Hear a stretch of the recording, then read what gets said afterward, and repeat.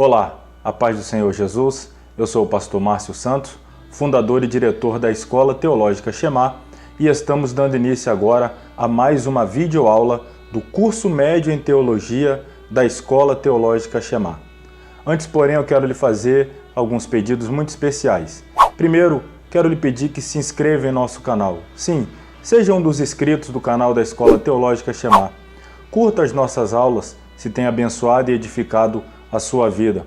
Também faça algum comentário do que você tem achado da aula ou mesmo fazendo alguma pergunta, além de compartilhar esse conteúdo para abençoar outras pessoas que também desejam aprender mais a palavra de Deus. Sim, compartilhe esse conteúdo nas suas redes sociais, nos seus grupos de amigos, grupo da igreja, para que outras pessoas sejam edificadas.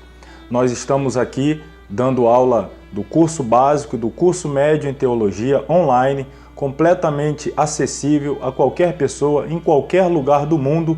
Então, se você deseja estudar conosco, entre em contato. Eu tenho certeza que nós poderemos te ajudar a conhecer um pouco mais a palavra de Deus e, consequentemente, crescer na sua vida espiritual e ministerial. Sem mais delongas, vamos à aula de hoje, Teologia da Vida Cristã. Deus te abençoe.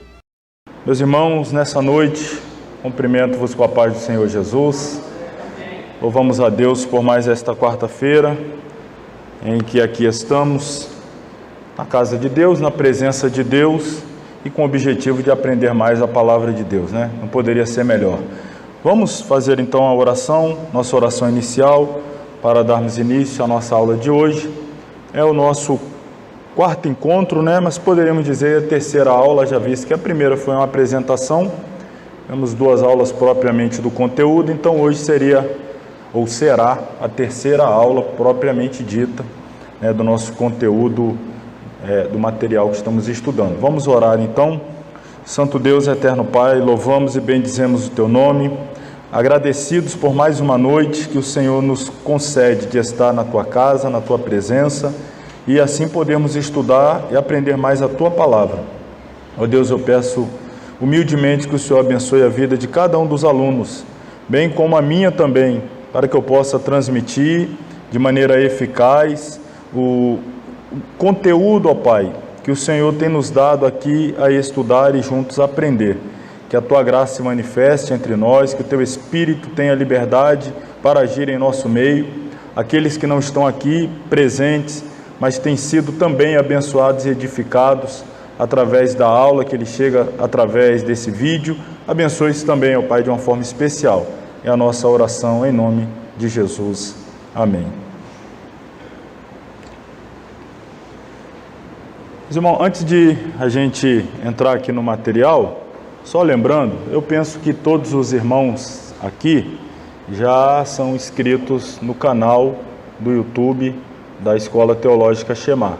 Se ainda não é porventura, né, por algum motivo, ou esqueceu, ou não sabe como fazê-lo, eu reforço aqui a importância de se inscrever no canal, até porque em uma ocasião ou outra que você não possa estar presente na aula, e aí você já está inscrito no canal, chegará para você a notificação, você marcando ali, claro, também ativando o sininho, vai chegar a notificação da aula, e com isso você vai estar sempre atualizado, acompanhando sem perder absolutamente nada.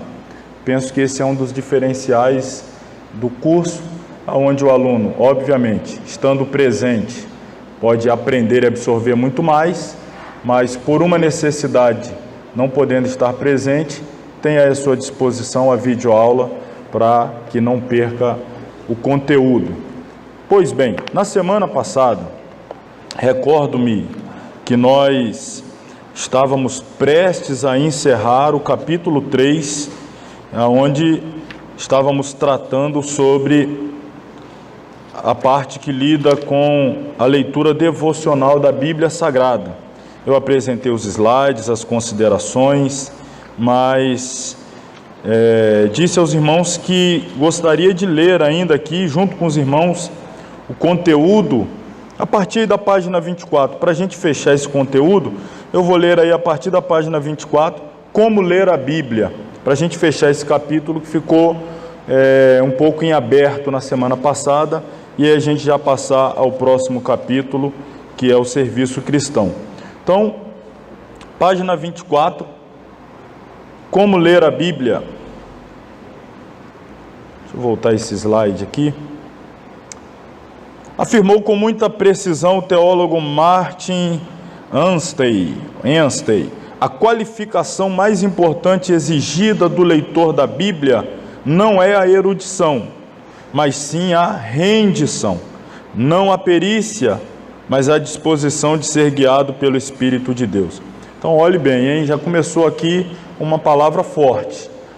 Qual é a principal qualidade que precisa existir na vida da pessoa que deseja se aprofundar nas Escrituras? Obviamente, através do caminho da leitura, estudo, meditação. Não é que seja um erudito, um profundo conhecedor das línguas originais, um exímio exegeta. Isso é bom, se puder ter tudo isso é bom, mas a primeira qualidade, sem dúvida, é a rendição. Reconhecer que o livro do qual estamos lendo, estudando, meditando, é um livro sagrado, é o livro de Deus, tem origem divina. Precisamos nos curvar diante do seu conteúdo, nos render diante da sublimidade de sua revelação, porque se assim não agirmos, poderemos ser contados entre muitos prepotentes que leem a Bíblia, mas não acreditam nela, ou se põem o tempo todo a questionar as suas verdades, seus milagres e tudo mais que nela está registrado. Então, principal, ou a primeira e mais importante qualidade é rendição e disposição de ser guiado pelo Espírito de Deus. Estudemos, pois, a palavra de Deus, conscientes de que o Senhor continua a falar-nos hoje, como outrora falara a Israel, mais precisamente Antigo Testamento, e à igreja primitiva, mais propriamente Novo Testamento. Devemos, por conseguinte, em primeiro lugar, olha aí, isso aqui são características para um bom aproveitamento do leitor da Bíblia. E a propósito, tem alguém que continua conosco aí na leitura da Bíblia? A gente começou dia 20, hoje é dia 2, né? Então, como foi 28, 10 dias, né? Estamos no 10º dia de leitura. Que bom que você chegou até o 10. Falta só mais 200 e... Falta pouco. Não fica pensando nisso não, falta pouco. Número 1, amar a Bíblia. Nossa atitude em relação à Bíblia é amá-la, como a inspirada palavra de Deus. Declara o salmista todo o seu amor às Escrituras.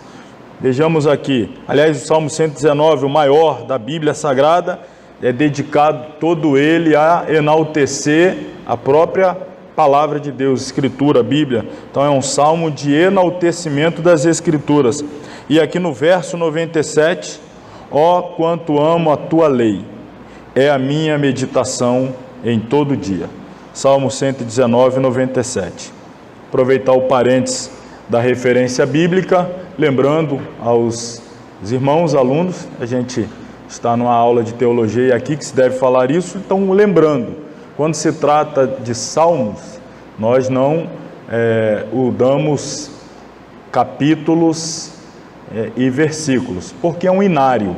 Salmos é um inário. Estaria fazendo aqui vamos dizer assim, uma comparação meio superficial, vamos dizer assim. O livro, que nem deveria ser chamado de livro, mas por estar dentro de uma biblioteca, a Bíblia é uma biblioteca, então por estar dentro de uma biblioteca, estou me referindo a ele como livro. Não deveria, mas então, o livro dos Salmos está para Israel, assim como a harpa cristã está para nós, assembleanos. Fazendo uma comparação aqui um pouco superficial. O que estou querendo dizer com isso? É o inário deles. É o inário. Então, você não vai falar, vamos cantar o hino da harpa capítulo 47. Vamos adorar a Deus agora com o hino capítulo... Você não vai dizer isso. Você vai dizer o hino 30, o hino 40, o hino 100. Da mesma forma, o Salmo. Salmo 100, Salmo de número 119. E aí, então, versos. Parênteses fechado, prosseguindo. Se realmente amamos a palavra de Deus, ser-nos-á insuportável ficar um dia sequer sem que a estudemos. Sua leitura é-nos essencial à vida moral e à espiritual. Aliás, declarou Moisés aos israelitas que não só de pão vive o homem, mas de toda palavra suscitada da boca de Deus. Não são poucos os crentes que já leram a Bíblia mais de 10 vezes. Por outro lado, quem teria a necessária paciência de repassar com o mesmo ímpeto as obras de Homero, por exemplo, ou qualquer outra obra, qualquer outro material literário? Quem teria disposição de ler 10, 15, 20 vezes e ainda acreditando que fosse extrair revelações novas, não é? Algo que tivesse o poder de mudar a sua vida ou falar ao seu coração naquele exato momento, como uma palavra viva, revelada? Nenhum outro livro, sem dúvida nenhum outro livro, somente a Bíblia. E aí a pergunta: por que a Bíblia é-nos tão imprescindível? Como todos ansiamos ouvir a voz de Deus, voltamos ao seu livro, pois neste acha-se ele a consolar, de seu alto e sublime trono, aos quebrantados corações. Ouçamos o testemunho de John William Burgon. A Bíblia não é mais do que a voz daquele que se assenta no trono. Cada livro, cada capítulo, cada sílaba, cada letra da Bíblia é um pronunciamento direto do Altíssimo. Olha que definição maravilhosa para a Bíblia. A Bíblia é a voz daquele que está sentado sobre o trono, falando ao seu coração no momento de aflição, de dor, consolando, no momento de abatimento, frieza, edificando, exortando. E aqui vale mais um parênteses: a palavra exortar significa animar. Às vezes a gente usa ela no sentido de chamar a atenção de alguém, mas basta uma visita no dicionário Aurélio e você vai ver que exortar significa animar. Então, quando você fala, o pastor exortou a igreja, significa que ele deu uma palavra de ânimo, não uma palavra de correção. A palavra de correção é admoestação, diferente de exortação. Então, quando nós precisamos ser animados, a palavra de Deus nos exorta, nos edifica. É a palavra viva do Deus vivo, falando aos nossos corações, a fim de que também tenhamos vida. Tem você lido cotidianamente a Bíblia? Tem-na guardado na mente e no coração? Ou não passa ela de um livro esquecido e empoeirado em sua estante? É chegado o momento de nos voltarmos aos profetas e apóstolos. Sem os seus ensinamentos, como nos haveremos neste mundo que jaz asfixiado pelo maligno? Como se nós deixarmos a Bíblia em segundo plano, prescindirmos de sua necessidade vital para nós? Então, ler a Bíblia, em primeiro lugar, precisamos amá-la. Também ter fome da Bíblia. Se tivermos fome pela Bíblia, tê-la-emos continuamente às mãos. Como privar-nos do alimento que nos vem diretamente do Espírito de Deus? O profeta Ezequiel, tão logo encontra a palavra de Deus, come-a. Tal mantimento acha-se à nossa disposição manhã após manhã, na sala do banquete. Lá está o mestre a esperar-nos para a primeira refeição do dia. John Wesley amava tanto a Bíblia que não podia ficar um dia sequer privado de sua leitura. Aliás, considerava-se ele um ardoroso amante da palavra de Deus. Sou fanático pela Bíblia. Eu a sigo em todas as coisas, tanto pequenas como grandes. E você? Ama verdadeiramente a Bíblia? Sem ela nada seremos. Nenhuma orientação poderemos ter em nosso dia a dia se a prescindirmos, deixarmos de lado. Segundo plano. Terceiro lugar, precisamos guardar a Bíblia em nossos corações. Ao cantar as belezas da palavra de Deus, o salmista confessa ternamente: escondi a tua palavra no meu coração, para eu não pecar contra ti. Os leitores periféricos da Bíblia leem-na, mas dela logo se esquecem. Olha que importante frisar, né? O leitor periférico, o leitor casual, o leitor não comprometido, lê e esquece o que leu. Agora, o leitor que ama, que tem fome e disposição de guardar, se esforça por praticar também. Guardar a Bíblia no coração implica numa prática constante e persistente de seus ensinamentos. Thomas Watson assegura muito firmemente: Os praticantes da palavra são os melhores ouvintes. Sem dúvida, sem dúvida. Até para o pregador, o ensinador, é sempre mais estimulante pregar a um público que você sabe que tem disposição de praticar o que você está pregando, ensinando, ou seja, o que eles estão ouvindo, do que pregar a um público que de antemão você já sabe que não vai fazer nenhuma diferença aquilo que eles estão ouvindo, não será posto em prática, não será vivenciado, não será transformado em atitude. Infelizmente, às vezes a gente consegue até ter a percepção, enquanto pregamos, ministramos, que estamos nos dirigindo a um público cujas aquelas palavras para eles pouco valor têm. Isso é muito triste, mas é uma triste realidade. Precisamos praticar. Como é lamentável o viver daqueles que, embora conheçam intelectualmente a Bíblia, não a veem de forma devocional, não a guardam no coração, pois esse se acha inflado com os cuidados desta vida, não é? E aí a pergunta: como está o seu coração? Cheio da palavra? Então não cesse de falar deste livro onde quer que você esteja. Como diz, né? Pelos nossos lábios, ou seja, da nossa boca, sai aquilo que enche o nosso coração. Como é triste você conversar com um crente e aí lá vai 1 hora de conversa e não sai um versículo da Bíblia. Sabe falar sobre tudo. Tudo bem que a pessoa seja dotada de uma cultura muito vasta. É uma pessoa que, fazendo aqui um paralelo com o esporte, futebol, joga nas 11, né? Você fala de política, ele sabe. Você fala de esporte, ele sabe. Você fala de novela, ele sabe. Mas vai falar da Bíblia, não sabe. Então a boca fala do que enche o coração. E às vezes tem pessoas que falta-lhe palavras bíblicas para serem utilizadas, inclusive, em momentos oportunos. Não sabe o momento de usar um texto, um versículo, para ser aplicado à sua vida ou àquele a quem ele está conversando, ministrando, etc.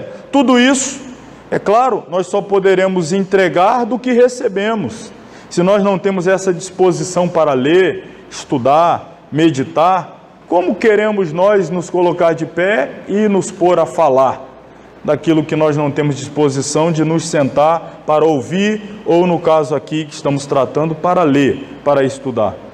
Então, e aí já entramos no último ponto aqui, que é o ponto 4, falar continuamente das grandezas singulares da Bíblia. Eis o que Moisés prescreve aos filhos de Israel, a fim de que estes jamais venham a se esquecer dos mandamentos do Senhor. E estas palavras que hoje te ordeno estarão no teu coração, e as intimarás a teus filhos, e delas falarás, assentado em tua casa, andando pelo caminho, deitando-te, levantando-te. Também as atarás por sinal na tua mão, e te serão por testeiras dentre os teus olhos, e as escreverás nos umbrais de tua casa e nas tuas portas. Deuteronômio 6, 6-9. Aliás, que esse texto está dentro de um contexto que a Torá justamente nomina de Shema, que é o nome da nossa escola teológica, né? Shema, que é o ouve Israel, Shema Israel, Adonai Eloheinu, Adonai errado, Senhor nosso Deus é o único Senhor. E aí vem então destacando: amarás o Senhor teu Deus de todo o coração.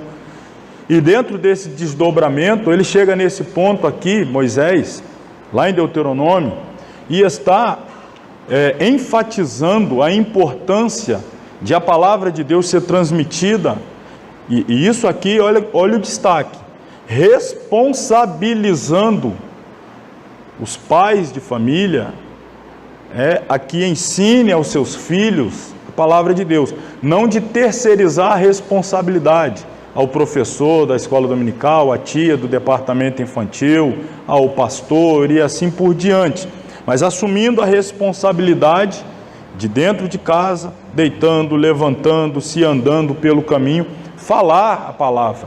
Inculcar é uma das expressões utilizadas também, e aqui a expressão também intimar, não é só falar, é como que colocá-lo diante de uma situação em que ele se veja obrigado a viver a palavra de Deus. Por que essa expressão, intimado, quase que fazendo com que ele se sinta obrigado?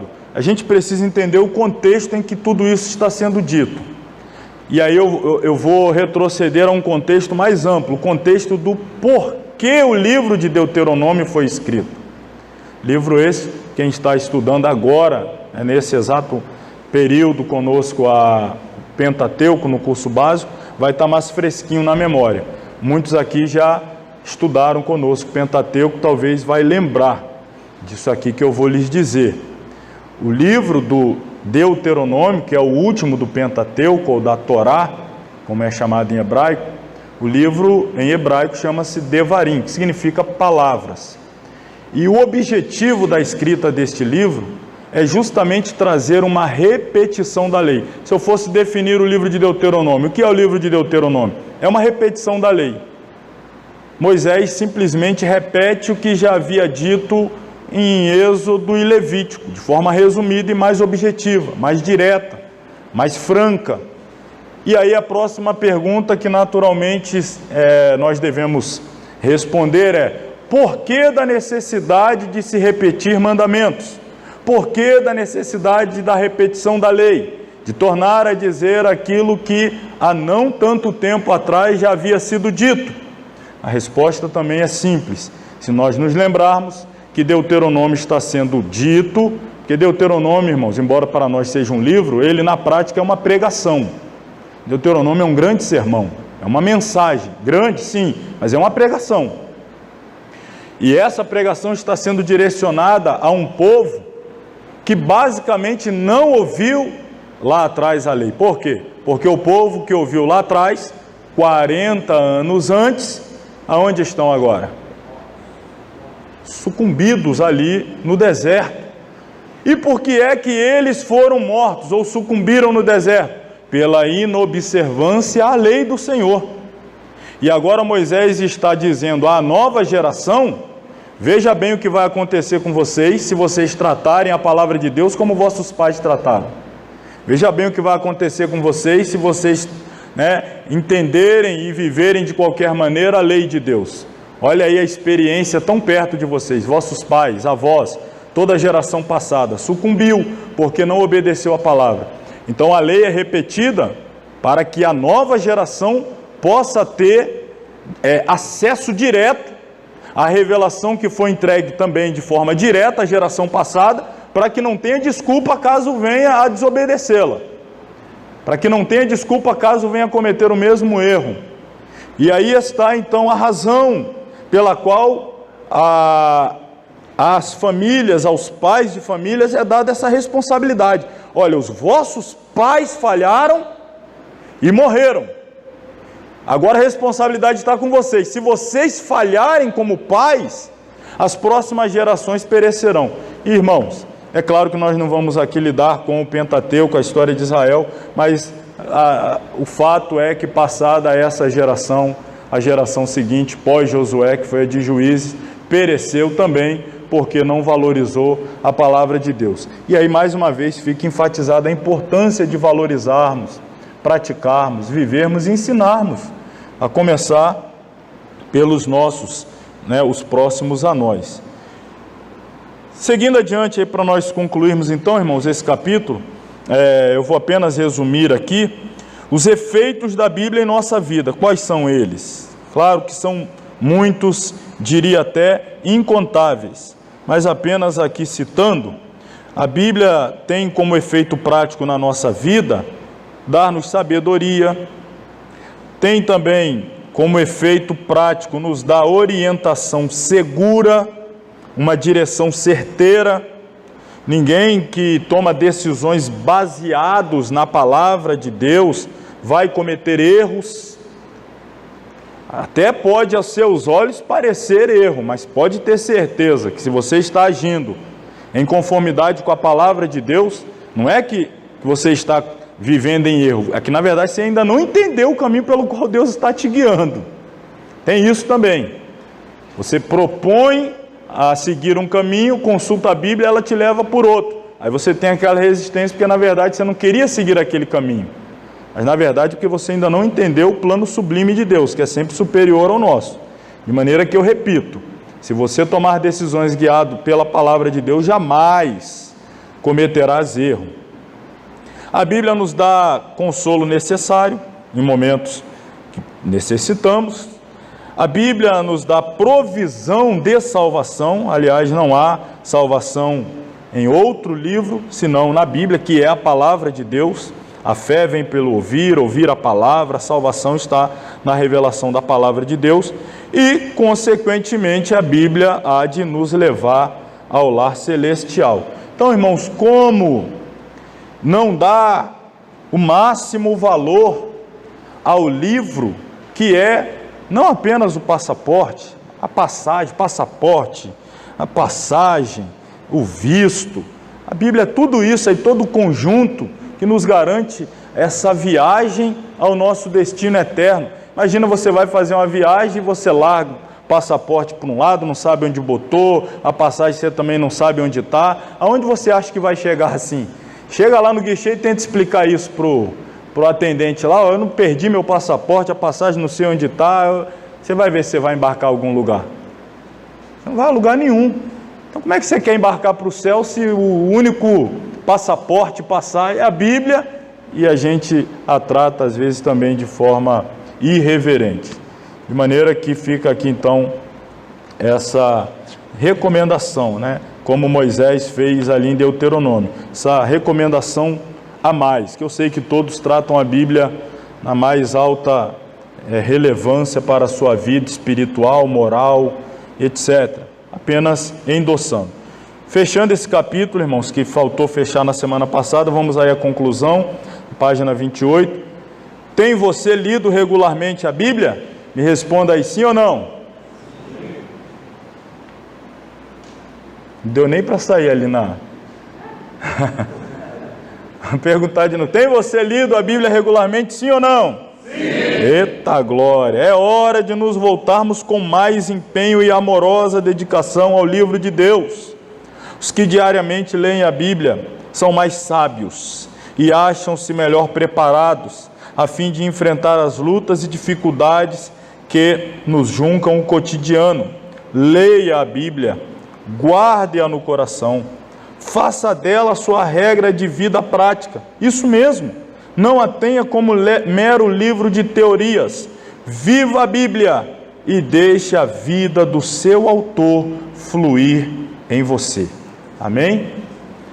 Fechamos então esse capítulo. Vamos aí ao próximo, irmãos. Capítulo 4. Vamos passar a falar, a partir deste momento, sobre... lembrando aí, estamos na disciplina que versa sobre a teologia prática, as disciplinas da vida cristã. Vimos já a comunhão com Deus, a oração, a leitura devocional da palavra, e aqui está agora o serviço cristão. Não dá para ter uma vida espiritual autêntica sem que esta vida não possa ser uma vida de serviço a Deus. Uma vida cristã autêntica é uma vida de serviço a Deus, de dedicação a Deus. E não só aquela dedicação intra-templo, tá? Não é aquela dedicação intra-templo, dentro do templo. E tem aqueles que ainda é mais intro ainda, né? Não é só intra-templo, tem que ser altar. Se não for altar também acha que não é serviço. Não, serviço cristão vai além. Sabemos e veremos uma vez mais. Trabalhar para Cristo, como a Bíblia o requer, significa tributar-lhe, em obras sacrificiais, toda a nossa afeição e amor. Ao discorrer sobre a importância do serviço cristão, o saudoso, pastor inglês, grande comentarista bíblico, Matthew Henry, mostra-se mais do que claro, faz-se categórico e firme. Se o trabalho é feito em nome de Cristo, a honra é devida ao nome dele. O serviço cristão é imprescindível para o nosso crescimento espiritual. Sem ele, pode haver até religião. Olha aí, irmãos. Cristianismo autêntico? Não. Perceba, não dá essa história de crente de banco, isso não existe. Jesus não salvou ninguém para ser crente de banco. Agente secreto do reino de Deus, crente 007, o crente mar morto, e aí vai os sinônimos. O que é o crente mar morto? Mar morto, irmão, só recebe, né? E tudo que cai lá por lá morre mesmo, não vai mais para lugar nenhum. Ele tem que ser rio, passa por nós e segue o fluxo, abençoa outros, vai adiante. Por isso que eu tenho tido como lema já há mais de uma década ensinando, e hoje falava com um dos nossos alunos que aqui estão, e eu tenho dito isso há mais de uma década, e repito, tudo que vocês aprendem aqui não retenham, passem adiante, sem a necessidade sequer de citar a fonte. Não tem a menor pretensão de ser citado, desde que seja levado adiante o que vocês estão aprendendo. Esse é o objetivo. Aprendeu aqui, não guarda, encerra dentro de uma caixa, a caixa debaixo da cama. Só aprendi isso aqui. Passa para frente, irmão, passa para frente. Os irmãos sabem aqui, todos os materiais que a gente usa, slide, está tudo disponível, seja de qual seminário for, de qual curso for. Tem casos até que pessoas que nem curso conosco faz. Me contactam, eu queria aqueles slides para ministrar lá, eu não sei, vai meu irmão, leva a palavra de Deus para lá, está aqui, ó. Podemos prender ela não, vai adiante. E eu tenho aprendido, quanto mais eu dou para lá, e agora, Deus, não, então toma mais aqui para você, ó.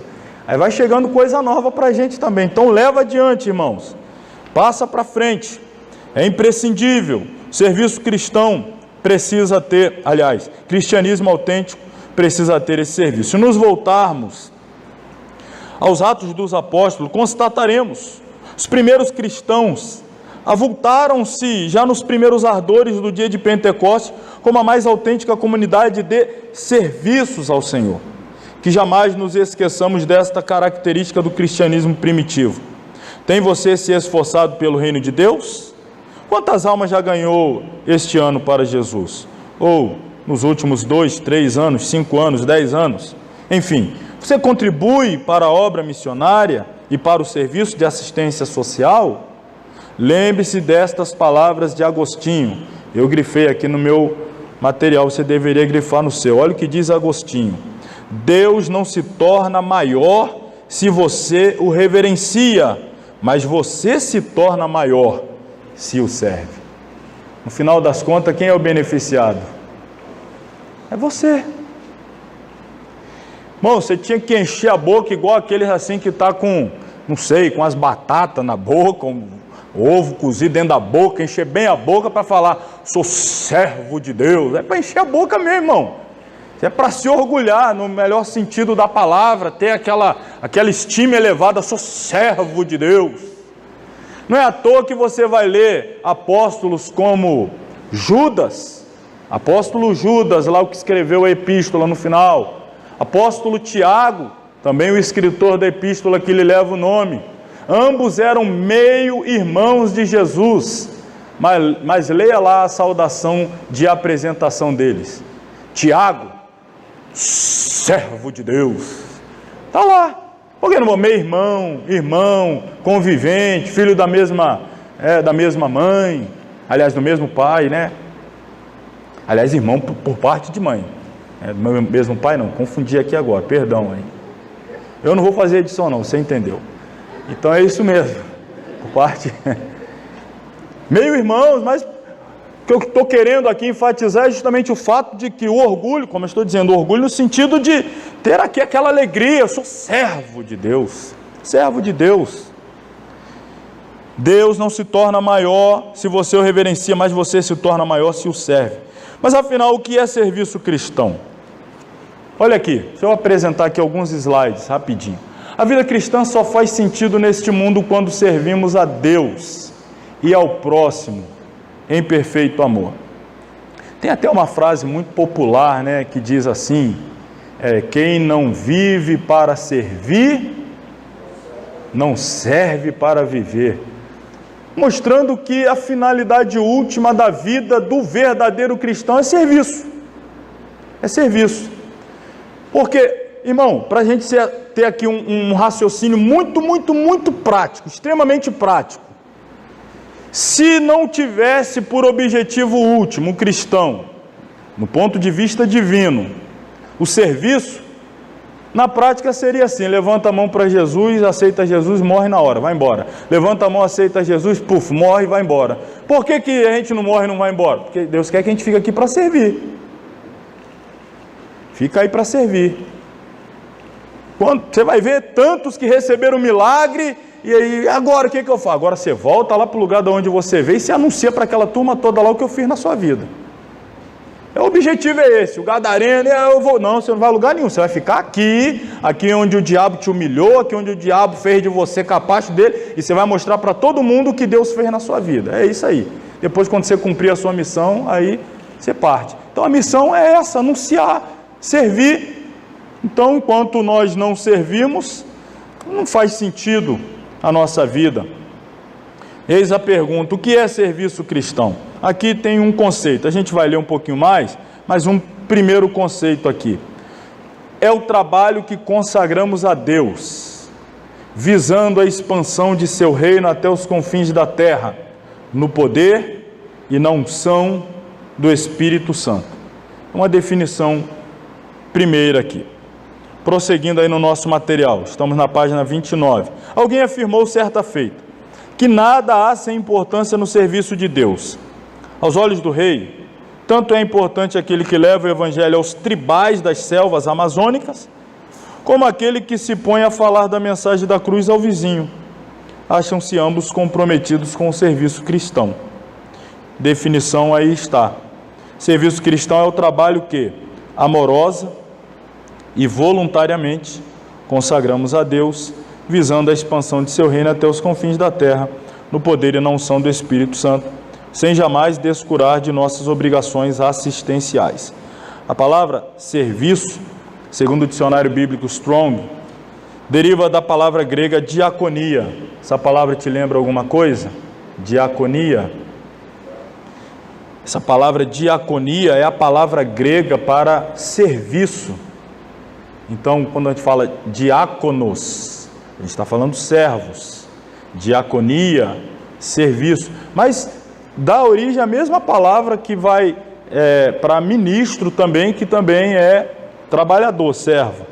A mesma significa, entre outras coisas, veja aí, serviço, ministério. Ministério é a mesma coisa, é serviço, é trabalho.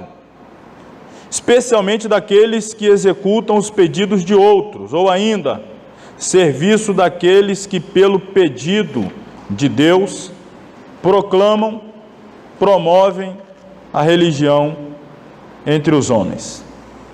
Num determinado sentido, o serviço cristão é conhecido igualmente como serviço divino, nome este adotado pelas igrejas reformadas para designar as celebrações realizadas durante o culto em adoração a Deus. Até comentei em outra ocasião que ainda em alguns países, principalmente de língua inglesa, o termo para culto é esse: serviço. Aqui está serviço divino, que é o serviço prestado a Deus. O culto é um serviço que prestamos a Deus. Então a gente tem que entrar nesse ambiente com a mente de servo. Que serviço eu vim a prestar aqui? Que tipo de serviço eu vim apresentar a Deus? Essa deve ser a mentalidade de servo. A diaconia, como designação que emprestamos ao serviço cristão, envolve não apenas o clero, mas a todos os cristãos. Aqui o termo clero significa os ministros consagrados, pois todos nos achamos obrigados a prestar, como servos de Cristo, nossos mais solícitos préstimos a socorrer primeiramente aos domésticos da fé e depois aos que se acham especificamente necessitados de assistência social. Todavia, a diaconia, em seu sentido mais literal, constrange-nos tanto a assistir, e esse assistir aqui não é o verbo de ficar vendo, olhando, assistindo, mas de prestar assistência material aos nossos semelhantes, como também a proclamar-lhes com a autoridade divina a palavra de Deus, seja evangelizando, seja adorando ao Deus único e verdadeiro. O crente sempre está espiritual e fisicamente envolvido com o serviço cristão. Tem você se dedicado à obra de Deus? Eis aí a questão. Tem você estado envolvido com a obra de Deus?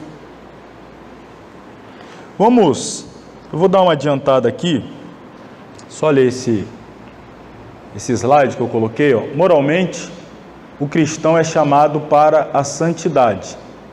Dinamicamente, ele é chamado para o serviço. Por quê? Porque a vida de santificação ela está intrinsecamente relacionada com a vida de serviço. Nós nos santificamos à medida que nos dedicamos a Deus. O conceito de santificação é este: é se afastar do mundo, mundanismo, pecado, a corrupção do mundo e se dedicar para Deus e para a sua obra. Então, se um cristão, entre aspas, porque pela metade, ele se aparta do pecado, mas ele não se dedica a Deus, não se apresenta para a obra, para o serviço de Deus, ele não está sendo um cristão pleno, autêntico. Ele não está também vivenciando a santificação em sua plenitude, porque santificação, repito, é afastar-se do pecado.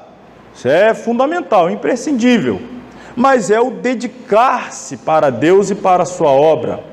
A santificação é a separação para uso exclusivo de Deus. Então, alguém que se separa, se afasta do pecado, mas não se dispõe a ser usado por Deus para aquilo que Deus deseja usá-lo, volto a dizer, ele não está vivendo a plenitude da santificação. Então, esse conceito aqui, ele é perfeito.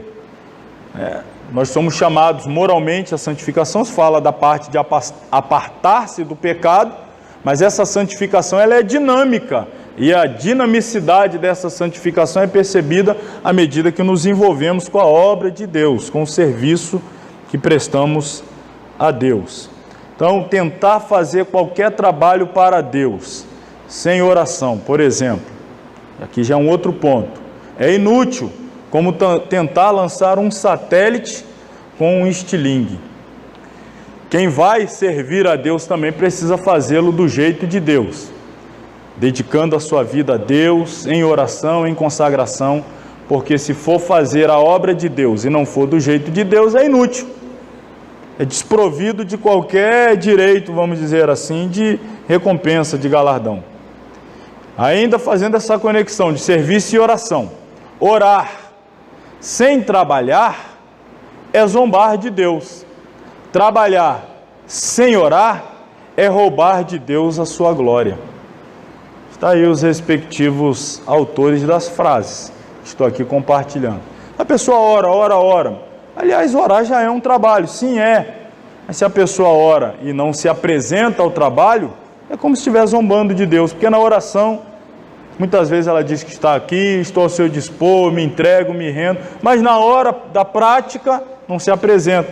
Então é praticamente uma zombaria. Está faltando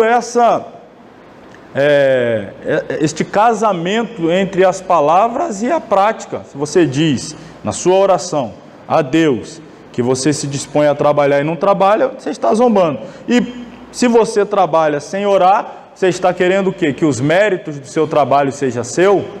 Você está querendo o quê? Dizer que você consegue fazer alguma coisa de Deus para Deus sem depender de Deus? Isso é a mesma coisa que querer roubar a glória de Deus, tocar na glória de Deus e roubar. Algo também muito perigoso. Robert Murray McCheyne: oh, como é doce trabalhar o dia todo para Deus e então deitar de noite debaixo de seu sorriso. Que cobertor gostoso, hein? O sorriso de Deus. Você deitar e ter aquela consciência. Tudo que Deus queria que eu fizesse para Ele hoje, eu fiz. Cumpri a minha missão. E aí poder dormir o sono do justo. Isso aqui, estou trazendo várias frases, hoje eu vou trazer bastantes aqui de reflexão, dentro dos pontos que estamos abordando. Deixa eu parar aqui um pouquinho, vamos voltar no material. Falar aqui de bases doutrinárias do serviço cristão. E aí eu claro, se são bases doutrinárias, elas devem estar fundamentadas na Bíblia. Se estão fundamentadas na Bíblia, estão distribuídas entre Antigo e Novo Testamento. E aí, para resumir, nós vemos muitos homens, estou generalizando, não apenas dizendo homem no sentido do gênero masculino, humanidade, trabalhando para Deus no Antigo Testamento, se dedicando de diversas formas, como profeta, como sacerdote, como rei, como juiz, de outras maneiras, como profetisa, cumprindo a sua missão, que por Deus foi designado de tantas formas, às vezes até no trabalho simples, cotidiano, secular. Por exemplo, Adão e Eva glorificavam a Deus simplesmente quando lavravam a terra. Deus colocou eles lá e disse: lavra a terra. Estão lavrando, estão obedecendo a Deus, estão glorificando a Deus em obediência. Então, até no serviço secular, assim, fazendo essa separação do serviço que a gente presta a Deus no santuário, mas também Deus é glorificado quando agimos na consciência de que estamos fazendo para honrar a Deus. No Antigo Testamento temos muitas experiências, temos muitos textos, eu não vou aqui nominá-los. E no Novo Testamento de igual modo, começando pelo principal exemplo que temos, o próprio Senhor Jesus. Ele desceu do céu, deixou o resplendor de sua glória, sabendo o destino aqui, sabia que estaria só, sabia que estaria ferido no Gólgota para dar a vida por nós, porque ele fez amor, não é? Se não for amor, você já identificou a letra da canção aí, né? Mas não só por amor, por obediência também, por obediência. Ele estava cumprindo uma missão. Ele mesmo disse: eu não vim para ser servido, eu vim para servir. Foi obediente até a morte, e morte de cruz. Obediência, o serviço que Jesus prestou aos céus, ao Pai, o conduziu ao Calvário, o conduziu ao madeiro. No Novo Testamento nós temos a maior de todas as experiências de obediência, de serviço, que é Jesus. E os outros apóstolos, missionários, enfim, nós temos base bíblica para o serviço cristão. Vamos falar agora então aí dos objetivos do serviço cristão. Quais são os objetivos? Deixa eu continuar mostrando aqui alguns slides antes de ler. Estava falando aqui, fidelidade a Deus é a nossa primeira obrigação em tudo que somos chamados a fazer a serviço do Evangelho. Então, às vezes, nós, humanos, terrenos, somos inclinados à comparação.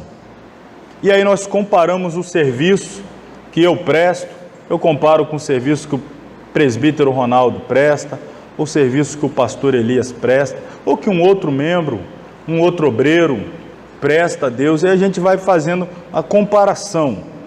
E aí nós, humanos, terrenos, a gente vai concluindo erroneamente quem é que serve mais, quem é que trabalha mais, quem é que dedica mais, quem é que, se fosse estabelecido um pódio, enfim, é uma sensação extremamente carnal, que caracterizava inclusive a vida dos primeiros discípulos.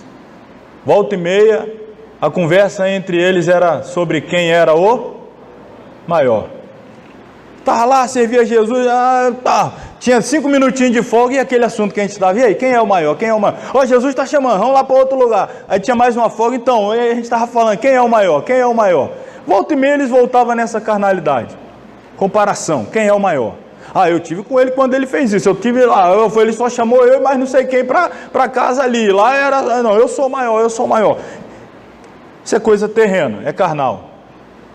Se Deus fosse medir aqui a qualidade do nosso serviço, é claro, Ele vai sempre avaliar, Ele que é o juiz, é Ele que é o avaliador, é Ele que dá o seu modelo de qualificação do serviço. E esse aqui é o fator preponderante, ó. Fidelidade.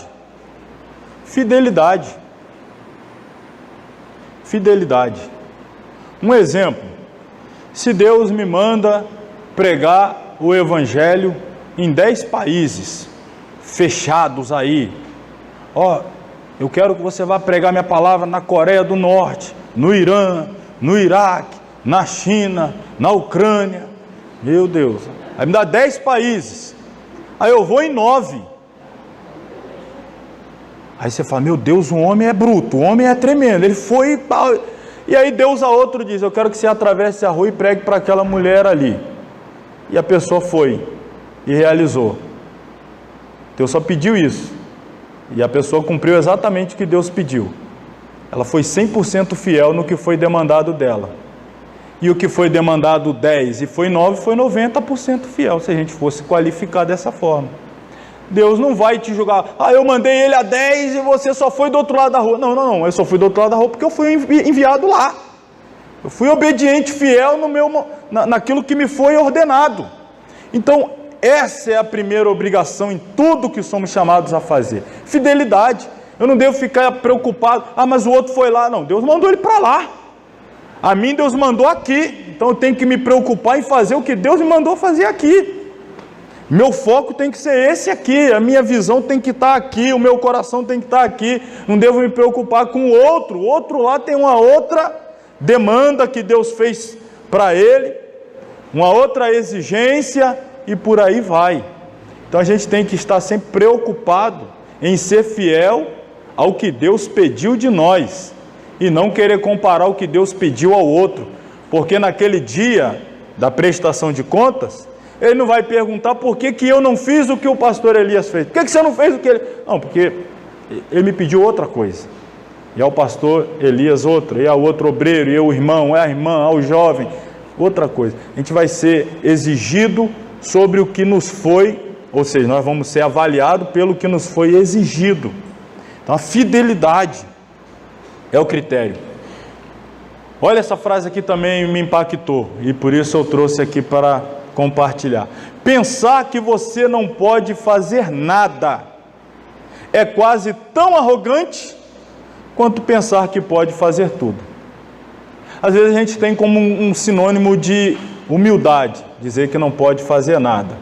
Eu não posso fazer nada, eu não posso fazer nada. Mas você sabia que ficar com essa desculpa o tempo todo quando Deus diz que você deve fazer, isso chega a ser afrontoso. Chega a ser afrontoso. Se Deus... É como se você estivesse dizendo que Deus... E você tem experiência na Bíblia de pessoas que, de forma indireta, quiseram dizer que Deus é que estava errado. Não, Senhor, não sou eu não, manda outro, eu não posso, eu não tenho. E Deus não sabia disso? Obrigado por me dar essa informação, quase que eu... Se você não me avisa que você não é capaz, olha que besteira que eu ia fazer. Obrigado, viu? Eu vou te dar um galardão só por ter me avisado. Não sabia disso. Isso não existe, irmão. Claro que Deus sabe.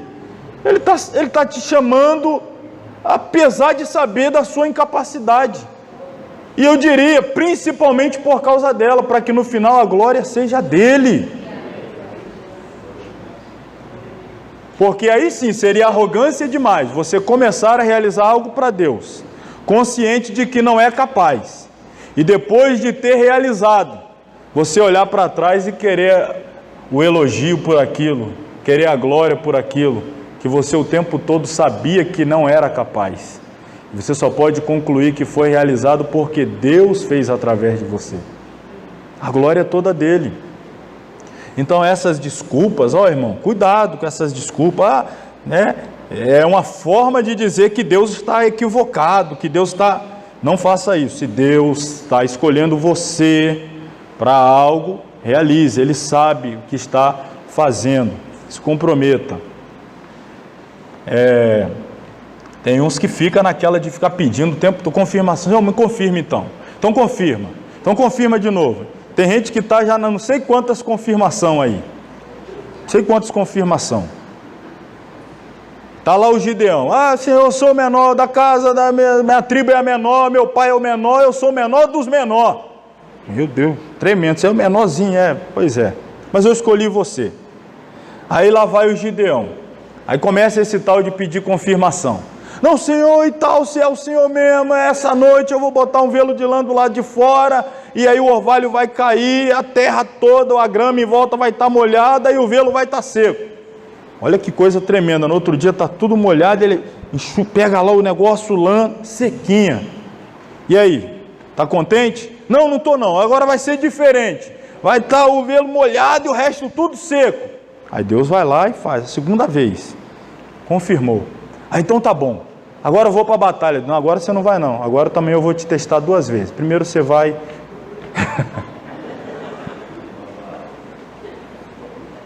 Vamos voltar para cá. Você gosta de testar Deus e não gosta de ser testado por Deus, né? Então olha lá, cuidado, você que já está no 10º teste aí, hein? Quando começar Deus também, agora eu vou te testar 10 vezes também. Compartilhei hoje, sua salvação compete a Deus, o serviço dele compete a você. É claro, nós não devemos entender isso aqui apenas do ponto de vista aqui de um viés calvinista. A salvação depende só de Deus. Sim, ele é o agente da salvação. Ele é o autor da salvação. Não há salvação fora dele. Sem ele não há salvação. É ele quem salva. A nossa parte é confiar e somos salvos pela graça. Então, nesse sentido, a salvação compete a ele. Porque não há o que nós possamos fazer para ser salvo. Isto é um trabalho de Deus e que já foi realizado por intermédio de seu Filho Jesus. Agora, o serviço dele compete a nós. Anjos queriam fazer, não foi dado a anjo a autorização de fazer, compete a nós. Deus quer fazer através de nós. Vamos lá então, eu disse que ia falar aqui agora sobre os objetivos do serviço cristão, para a gente encerrar já esse capítulo e irmos aí ao intervalo. Mostrando sempre um invulgar zelo pelo serviço cristão, afirmou J.H. Jowett, J.H. Jowett, é assim mesmo? Aí, ó. O ministério que nada custa. Ó, irmão, isso aí é para você riscar também, ó. O ministério que nada custa, nada realiza. Poderia alguém discordar do irmão Jowett? Os objetivos do serviço cristão na difusão universal do Evangelho de Cristo são muito amorosos e abrangentes. Aliás, é impossível o serviço cristão sem o amor de Deus. Quem realmente ama a Deus, adora-o em espírito e em verdade. E quem ama realmente ao próximo, faz-se tutor de seu irmão. E aí temos então, adorar a Deus. Primeiro, esse tripé aqui, né, dos objetivos do serviço. Adorar a Deus, aliás, não é um tripé, né?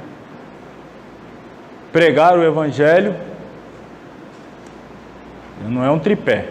Exercer o magistério eclesiástico e, por último, eu coloquei aí, visitar os santos em suas necessidades. Será que preciso de uma carteirinha de pastor para adorar a Deus? Isso é serviço cristão. Será que eu preciso ser consagrado para pregar o Evangelho? Para exercer o magistério? Magistério, professor da escola dominical, professor de alguma classe que seja, ensinar, visitar os santos nas suas necessidades. Será que eu preciso ser um evangelista, um presbítero para poder visitar um necessitado?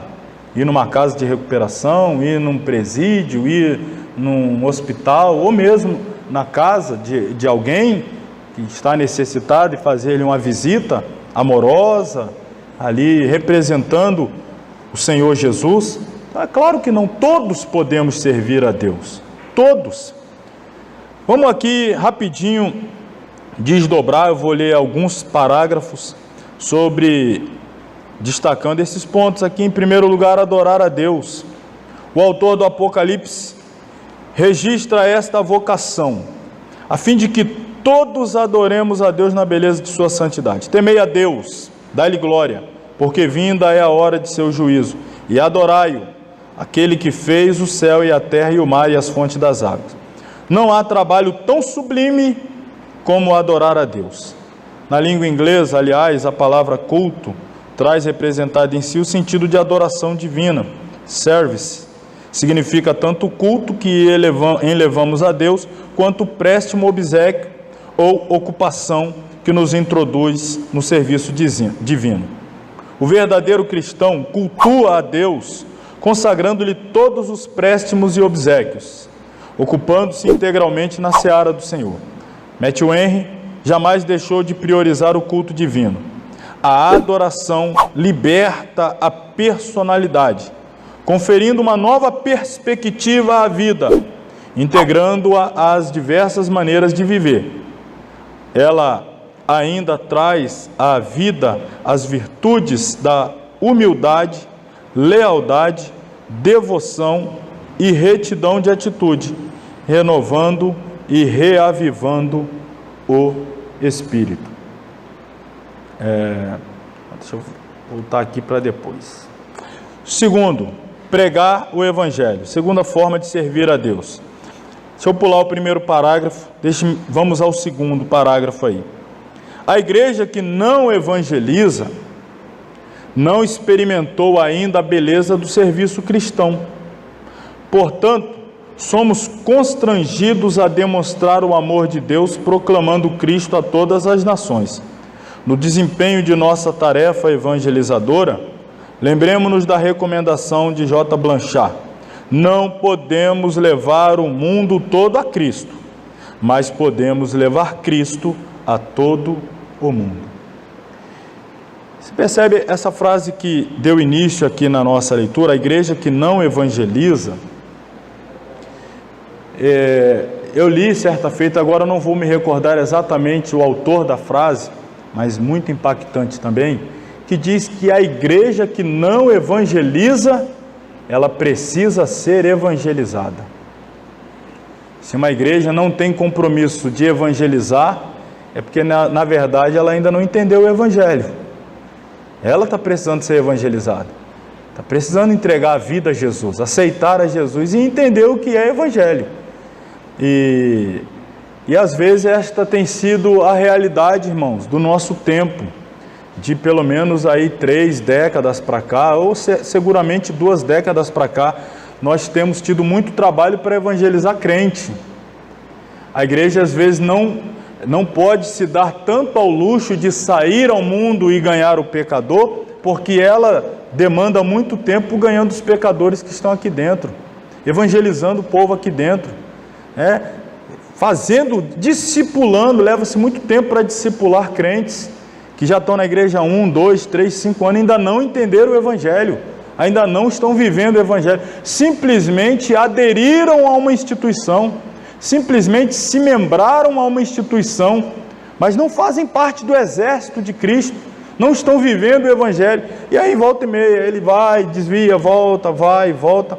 Irmãos, você consegue ter uma ideia, um cálculo, por mais superficial que seja, mas você consegue ter uma noção do número de desviados que nós temos. Eu não vou falar no Brasil, não vou falar no Espírito Santo, vamos falar no nosso perímetro aqui, Vila Velha. Quem não conhece aí uns 10 desviados?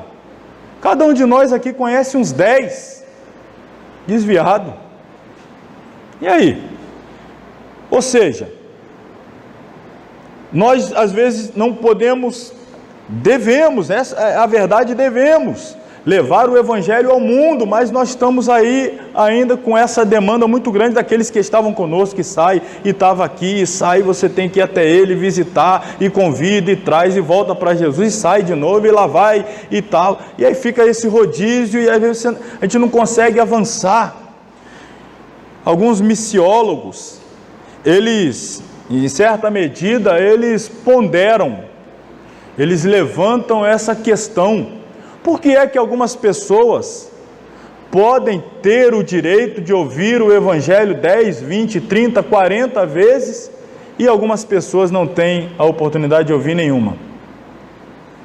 E essa é a realidade. A igreja está tendo que pregar várias vezes para as mesmas pessoas, enquanto muitos sequer ouviram uma única vez o evangelho.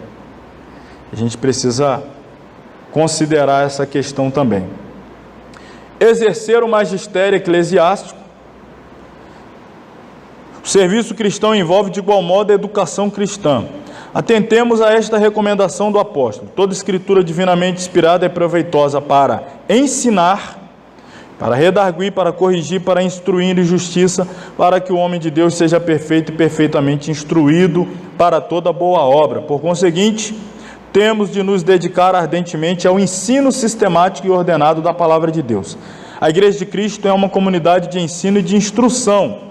Já na grande comissão, somos instados pelo Senhor a evangelizar e a fazer discípulos de todas as nações. Os primeiros teólogos da igreja destacaram-se singularmente pelo magistério, haja vista Orígenes, Ambrósio, Agostinho. Por que iríamos nós descurar esta tarefa? Tem você se dedicado ao ensino das Escrituras? E aí, finalmente, a visita aos santos em suas necessidades. É o que nos recomenda o enérgico Tiago. A religião pura e imaculada para com Deus, o Pai, é esta: visitar os órfãos e as viúvas nas suas tribulações e guardar-se da corrupção do mundo. Veja bem, olha que resumo do que é a verdadeira religião. O que é a verdadeira religião?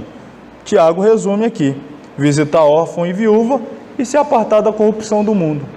Se preocupar com os nossos irmãos necessitados e nos afastar deste mundo corrupto. Tem você se dedicado ao serviço de assistência social? Se você realmente adora a Deus, haverá de socorrer os irmãos em suas tribulações. Não podemos esquecer-nos de nossas responsabilidades sociais. O mesmo Deus que nos conclama a evangelizar requer ajudemos nós os domésticos na fé. Afirmou um teólogo que não podemos falar ao faminto do pão que desceu do céu, se não lhe dermos o pão que brota da terra. Você tem socorrido os mais carentes? Tem nos ajudado em suas carências? Para encerrarmos aqui essa parte e irmos aí ao intervalo, conclusão: se não nos dedicarmos integral e sacrificial e amorosamente ao serviço cristão, como nos haveremos ante o tribunal de Cristo? De cada um de seus filhos exige ele que não somente se envolva, mas que se comprometa com a divulgação do Evangelho até aos confins da terra. O Senhor Jesus foi, em todas as coisas, um singular exemplo de serviço. Por que, então, como seus discípulos, não nos dedicamos também ao serviço cristão? Então, com essa pergunta, nós encerramos aqui a primeira parte da aula. Vamos aí ao intervalo. Aqui já lemos a conclusão e, na sequência, retornaremos para falar sobre o testemunho cristão. De volta aí, então, irmãos. Vamos falar agora do capítulo 5, nosso material, testemunho cristão.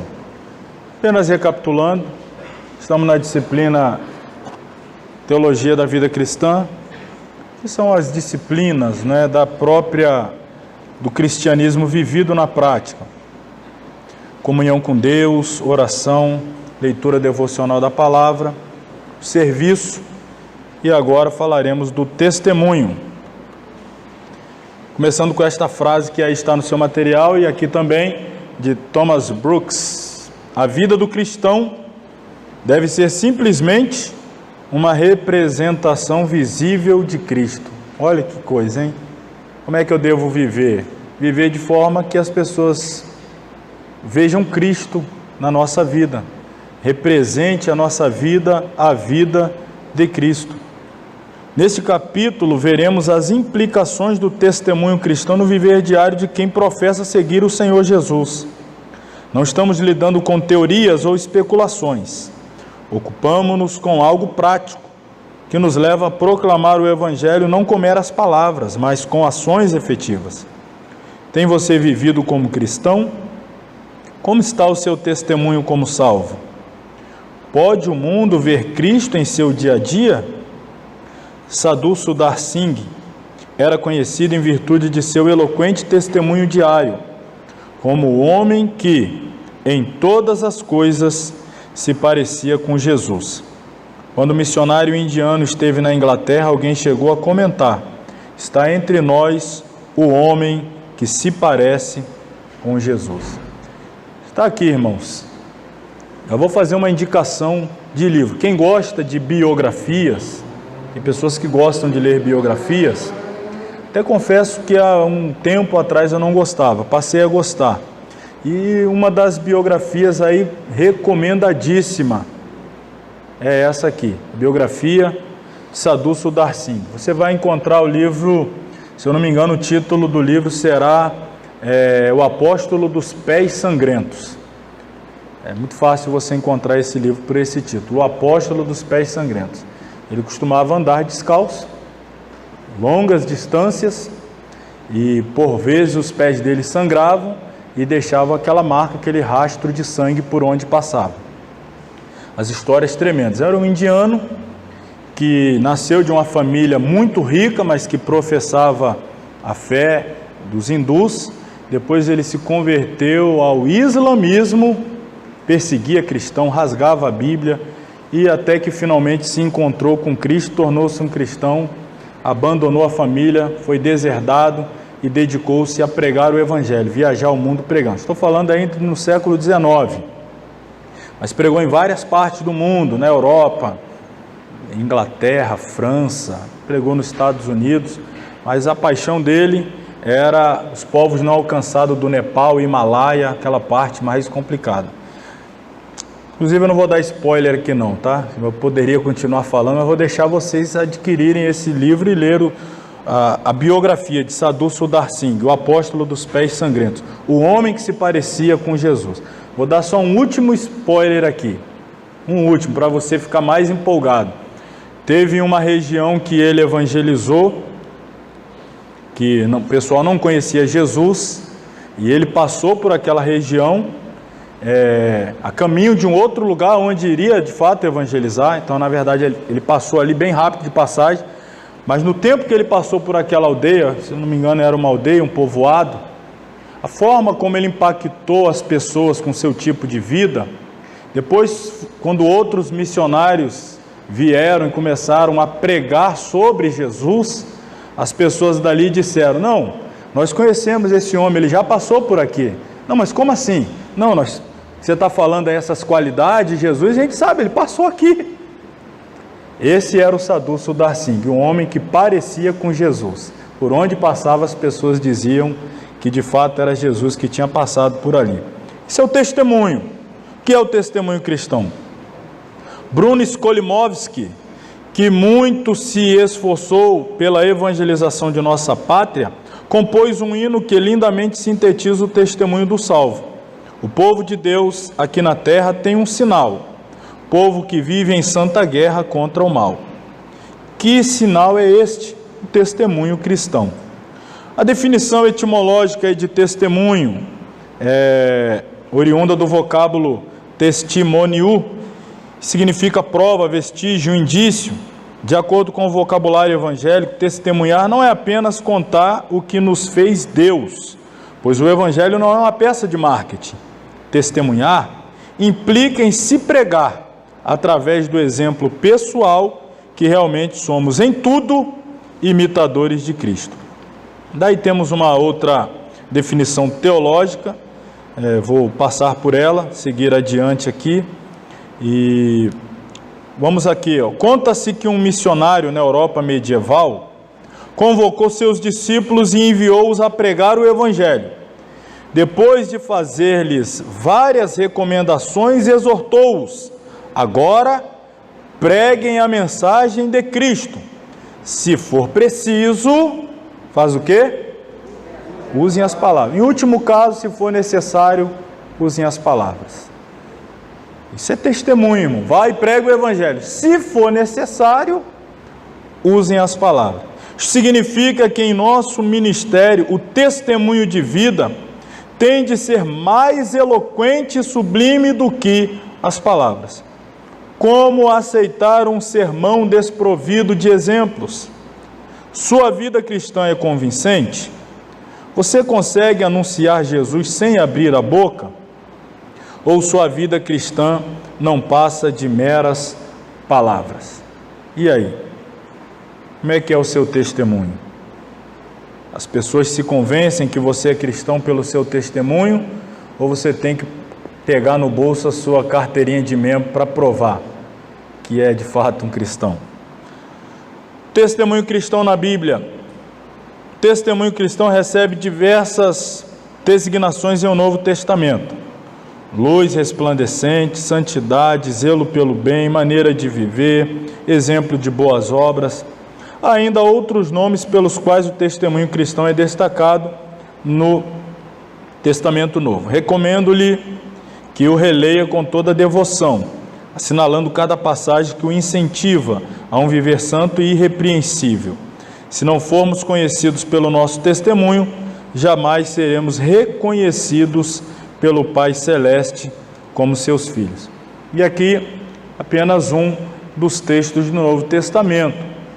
Porque para isso foste chamado, porquanto também Cristo padeceu por vós, deixando-vos exemplo, para que sigais as suas pisadas.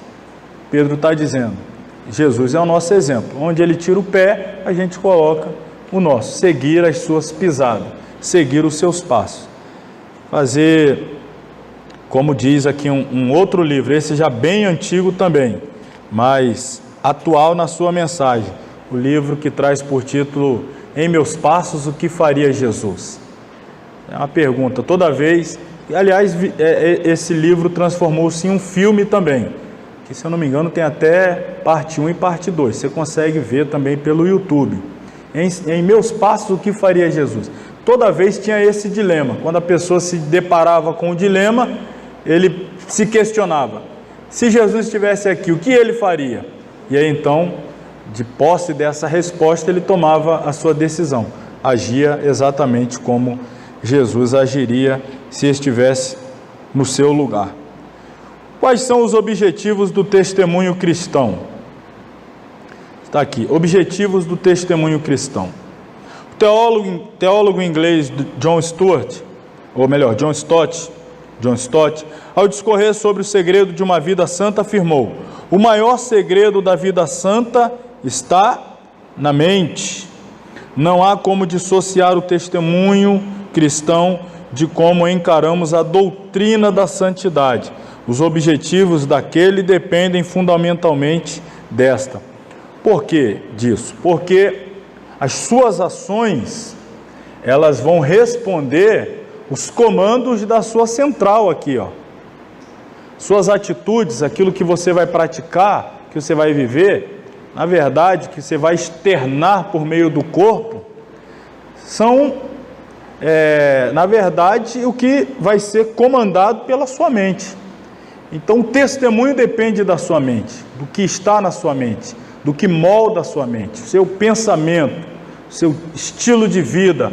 Por isso, o cuidado com a mente, com os pensamentos, o cuidado com o que nos alimenta, agora que não me refiro ao alimento propriamente físico, mas o alimento espiritual, o alimento emocional, aquilo que nós colocamos para dentro da nossa alma, que é o que vai nos dar aí a robustez ou não espiritual, vai nos dar ou não músculos espirituais.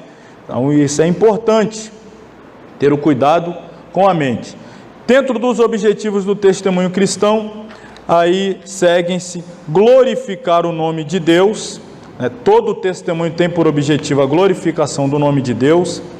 Em segundo lugar, protestar contra as más obras. Então, quem testemunha como um autêntico cristão, o seu testemunho já é um sermão contra o mundo corrompido. Você prega contra esse mundo corrompido quando você vive de forma diferente desse mundo corrupto. Quando todo mundo faz uma coisa e você se nega a fazer, todo mundo é corrupto, você não se corrompe, todo mundo dá o jeitinho, você não dá, todo mundo burla aquela regra, você não burla, simplesmente por viver contrário a esse sistema caído do mundo. Você está glorificando a Deus e está protestando contra este mundo. Em terceiro lugar, agindo como luz do mundo e sal da terra. E aí, retomando aquele ponto crucial, ajudando na propagação do Evangelho. Esses quatro, eu resumi aqui, peguei a suma desses quatro aqui para apresentar nos slides. Então, em primeiro lugar, O objetivo do testemunho cristão é glorificar o nome de Deus. Quando imaginamos glorificar a Deus, o que de fato pensamos? O que é que vem à mente quando a gente fala glorificar a Deus? Será que é só o glória a Deus, glorificou a Deus? Também. Dá glória a Deus com os lábios também, mas nem sempre o glória a Deus dos lábios está saindo de lábios de quem glorifica a Deus com a vida. E aí? O que é então? Nossas palavras, pelo que cantamos, será que é o hino que se canta? A pessoa glorificou a Deus, você viu que hino bonito que ele cantou? Mas será que a letra do hino cantado também corresponde à vida de quem cantou? Não faz muito tempo eu dizia lá na congregação, temos aqui alguns obreiros e irmãos de lá, vão lembrar-se bem, eu disse que tem alguns hinos, irmãos, que eu mesmo, chega a parte do hino que eu pulo lá para evitar de cantar mentira. A gente tem que ter cuidado com isso. Você sabe que essa parte do hino não corresponde à verdade, aí você está lá cantando com toda a energia, mas uma mentira. Eu dei alguns exemplos, às vezes a gente canta lá, eu quero estar com Cristo, onde a luta se... Está pedindo luta, né? Eu quero estar lá na luta. Está mesmo? Está mesmo? Naquele lance imprevisto, você quer estar onde? Eu quero estar na frente. Meu Deus, pensa bem, irmão. Quando surgir aquele imprevisto que os outros correm para trás, eu corro para frente, eu quero estar na frente. Muito bom. Às vezes a gente tem que pensar, será que é isso mesmo? Aí vai lá cantar, né? Abro mão dos meus sonhos, abro mão da... A letra é bonita mesmo, mas e aí? É a verdade na sua vida? Você está abrindo mão de tudo? Os prazeres, vontade, riqueza, abro mão da minha vida por ti? Vamos lá! Glorificar a Deus, o que pensamos quando falamos isso? As palavras que cantamos, ou que falamos às pessoas sobre Deus? Paulo escreve aos irmãos afirmando o seguinte: acaso não sabeis que o vosso corpo é santuário do Espírito Santo que está em vós, o qual tendes da parte de Deus, e que não sois de vós mesmos, porque foste comprados por preço? Agora, pois, glorificai a Deus no vosso corpo. Só para analisar esse texto aqui, poderíamos usar muitos outros textos que falam de exaltar a Deus de diversas formas, que não apenas falando, verbalizando, cantando, mas com atitudes práticas, não é? Testemunho. Quando falamos que precisamos glorificar a Deus por meio de nosso corpo, o que temos que entender é que tudo o que fazemos, como fazemos, o que somos no nosso dia a dia, tem que expressar a natureza de Deus, não a nossa. Então, através do meu corpo, eu dou vida à nova natureza que está em mim, ao Espírito Santo que habita em mim. Ele vai agir nesse mundo por intermédio do meu corpo, que é dele. Então, as minhas ações, as minhas atitudes, e aí, claro, também palavras, elas devem expressar ao mundo que me cerca a natureza de Deus, a nova natureza. Glorificamos a Deus por meio do nosso corpo, quando vivemos expressando a vontade de Deus, quando lemos que não deve sair da nossa boca mentira, não devemos pronunciar palavras obscenas, não sermos hipócritas, nem egoístas, orgulhosos, arrogantes, etc. Quando temos prazer na pornografia, quando nos associamos para prejudicar alguém, quando queremos vingar alguém, quando resolvemos que nós temos condições de resolver as coisas da nossa maneira, estamos glorificando a Deus? Não, definitivamente não. Nada que seja contrário à natureza de Deus pode ser revelado em nós por meio do corpo. Por isso, precisamos manifestar o fruto do Espírito e não as obras da carne. E aí, irmão, o fruto do Espírito, ele precisa ser materializado, essa expressão aqui, ganhar vida, se mostrar ao mundo, através de nós, através do nosso corpo. Então, através do nosso corpo, fruto, mansidão, benignidade, bondade, domínio próprio, amor, por aí vai. Se através do nosso corpo se manifesta a obra da carne, obviamente não estamos glorificando a Deus, porque estamos agindo de acordo com a natureza caída, de acordo com a natureza corrupta. Se agimos de acordo com a nova natureza, com a natureza de Deus, então glorificamos a Deus. Então é impossível glorificar a Deus na carne. É possível os lábios dar glória a Deus na carne, mas esse glória não chega a Deus. Esse glória não atinge os céus aonde Deus está. Se foi produzido pela carne, não chega a lugar nenhum. É igual o exemplo que a gente deu lá atrás. É tentar lançar um satélite com um estilingue. Não vai atingir o objetivo. Então, imagine. E quantos pregadores, irmãos, instigam a que se dê glória a Deus, mexendo com instintos carnais. E aí, chega lá, ó irmão, você que está aqui, aquele seu irmão que está aqui também, que falou mal de você, você vai ver ele vai para o leito e você vai glória a Deus. Ó, camarada mexeu lá na sua carne, no que há de pior em você, sentimento de vingança, de ódio, de ver o outro na lama, na pior, e ainda arranca de você um glória a Deus. Onde esse glória a Deus foi parar? Onde foi parar esse glória a Deus? Glória a Deus com o rabo de olho ainda olhando para ele. Ó. Glória a Deus. Deus não é glorificado quando agimos na carne. Hipótese alguma pode ser, jamais o será. Ainda o objetivo do testemunho cristão, protestar contra as más obras. Meditemos sobre Enoque. Aqui no que disse Judas, nos seus versículos 14 e 15, a epístola de Judas. Judas diz assim nos versículos 14, 15 e 16: para estes também profetizou Enoque. Interessante que quando nós lemos no Gênesis, nós não vemos lá nenhuma profecia de Enoque. Agora, Judas vai fazer menção ao fato de que Enoque, aquele que andou com Deus e foi arrebatado, ele era profeta. E diz que para aquela geração antediluviana, Enoque profetizou. E Enoque era o 7º depois de Adão, dizendo: eis que veio o Senhor com os seus milhares de santos, para executar juízo sobre todos e convencer a todos os ímpios de todas as obras de impiedade que impiamente cometeram, e de todas as duras palavras que ímpios pecadores contra ele, contra Deus, proferiram. Estes, falando daquela geração, são murmuradores, queixosos, andando segundo as suas concupiscências, e a sua boca diz coisas muito arrogantes, adulando pessoas por causa do interesse. Então, Enoque aqui, ele deu um relato de como era a sua geração.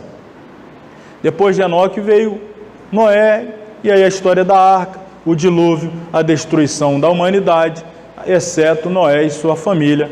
8 pessoas sobreviveram àquele juízo divino sobre a humanidade. E Enoque, que é dessa época, foi arrebatado antes do dilúvio. Antes de ser arrebatado, ele profetizou um juízo. E esse juízo profetizado é o quê? Condenando as más obras da sua geração. Tudo aqui no versículo 15, dizendo que era para ser executado juízo sobre todos. E quando esse juízo fosse derramado, convenceriam, infelizmente tardiamente, como acontecerá também depois que a igreja for arrebatada. A igreja está na terra condenando as atitudes más da nossa geração. Quando a igreja for arrebatada, os juízos começarão a descer sobre esta terra. E aí então as pessoas se convencerão de que estão sendo alvos do juízo, porque rejeitaram a graça de Deus que lhes era oferecida por intermédio da igreja. Vai ser tarde demais, mas esse é o papel da igreja: testemunhar contra as más obras. Ainda é papel da igreja agir como luz do mundo e sal da terra. Vamos lembrar aí de Daniel, meditar lá em Daniel 6. Quem não lembra do episódio versículos 4 e 5 aqui eu quero destacar. Os presidentes, os sátrapas, procuravam achar ocasião contra Daniel a respeito do reino, mas não podiam achar ocasião ou falta alguma. Aí eu destaquei aqui, porque ele era fiel e não se achava nele nenhum erro nem falta. Irmão, teu inimigo procurando de todo jeito, de todo lado, de manhã, de tarde, de noite, alguma coisa contra você e chegar à conclusão de que não achou nada, os inimigos dele, nós precisamos destruí-lo. O que a gente faz? Vamos achar uma fraqueza. E cercou ele de todo lado e os inimigos reuniram e falaram: você achou alguma coisa? Eu não, e você? Eu não, e você? Porque também não achei nada. Isso é ser luz do mundo. Isso é ser sal da terra. E as pessoas procurarem corrupção, não acharam, porque ele é sal. Procuraram escuridão, trevas, não acharam, porque ele é luz. E aí qual foi o jeito? Pelo que esses homens disseram: nunca acharemos ocasião alguma contra esse Daniel, a menos que procuremos no que diz respeito à lei do seu Deus. Ele está dizendo assim: só tem um jeito, a gente criar uma lei que contrapõe a lei do seu Deus, porque eu tenho certeza que ele vai obedecer à lei do seu Deus, e aí então ele vai contrariar esta lei que nós vamos preparar. Vai ser a única forma de achar uma falha nele, e não é uma falha contra Deus, é uma falha que criaremos que vai contra a lei de Deus.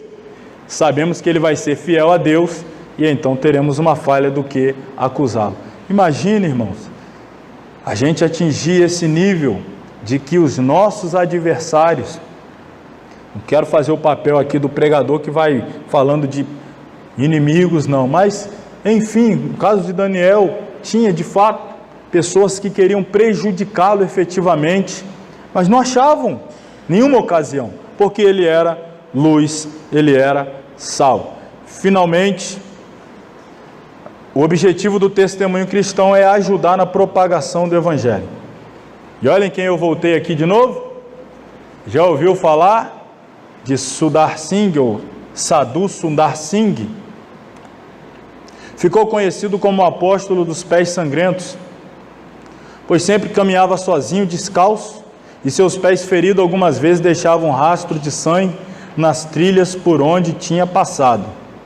Em 1906, olha aí, ele nasceu em 1869, se eu não me engano, por aí. Sundar Singh foi ao Tibete pela primeira vez em sua vida, e este país o atraía. Por quê? Principalmente por causa da grande resistência contra o Evangelho. Então, o que empolgava ele é saber que aquele povo não gostava do Evangelho, e ele se sentia estimulado a continuar pregando lá. No final de sua vida, tentou várias vezes a travessia do Himalaia rumo ao Tibete, onde pretendia pregar o Evangelho. E da última vez, não se conteve, seguindo pela estrada do peregrino em 1929, com 40 anos, ele nasceu aí em 29, ele nasceu então em 89, né? Contra tudo e contra todos, visitou o país novamente e nunca mais foi visto desde então. Desapareceu e por mais que o procurassem, sumiu sem deixar vestígio.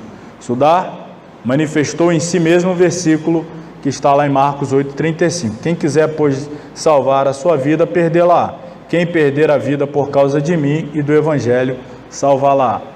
Não vou falar mais detalhes dessa forma que a sua morte se deu e algumas coisas que eu estou indicando para que leiam o livro. Irmão, esse livro aí você acha até ele em PDF, para baixar aí em sites. Eu tenho certeza que é muito fácil o acesso a esse livro.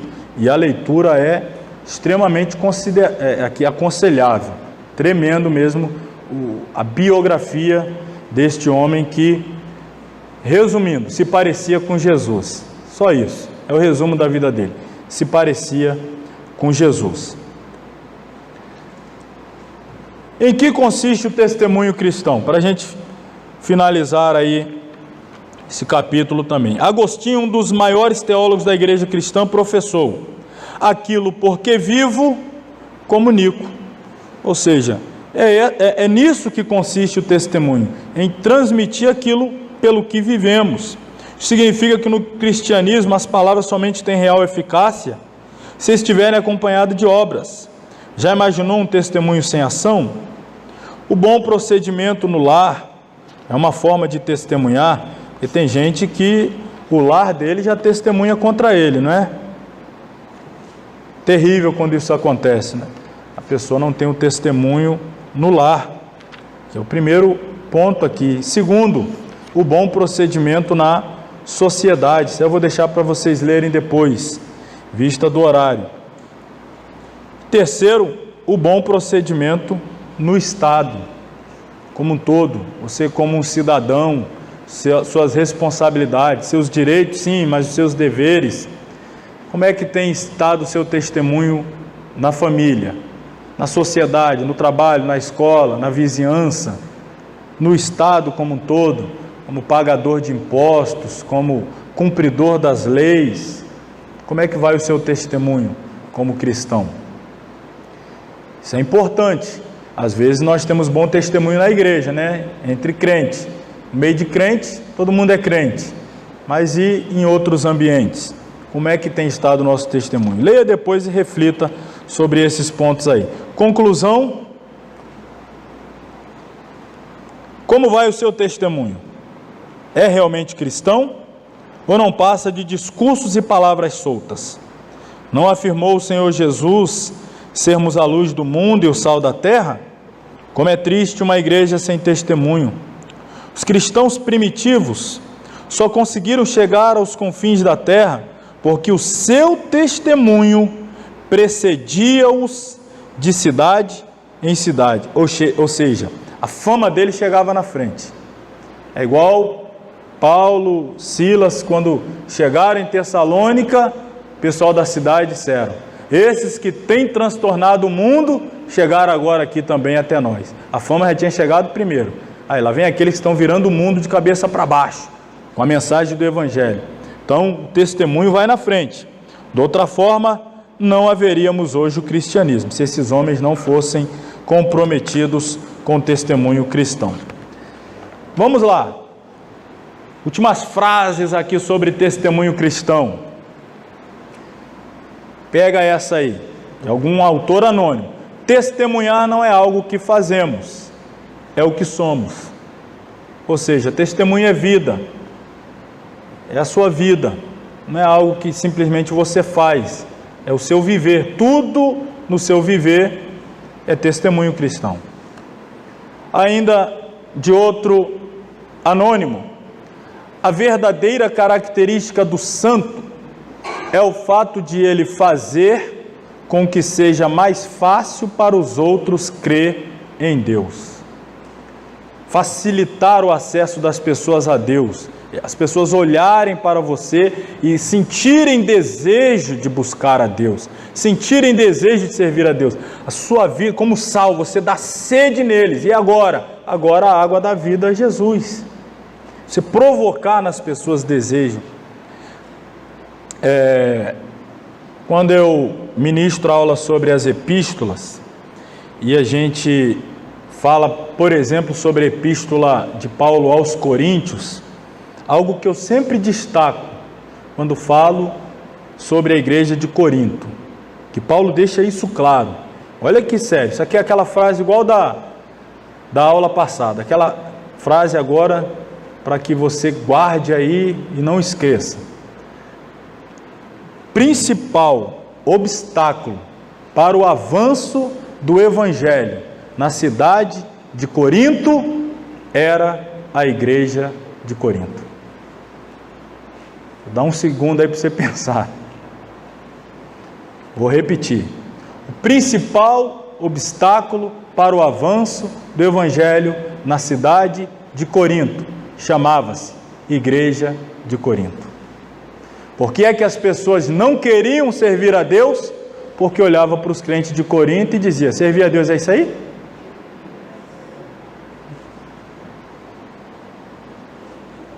A ponto de Paulo dizer: temos ouvido que existe no meio de vós pecados que não tem no mundo. Então o mundo olhava e falava: não, aqui no mundo a gente não faz isso não,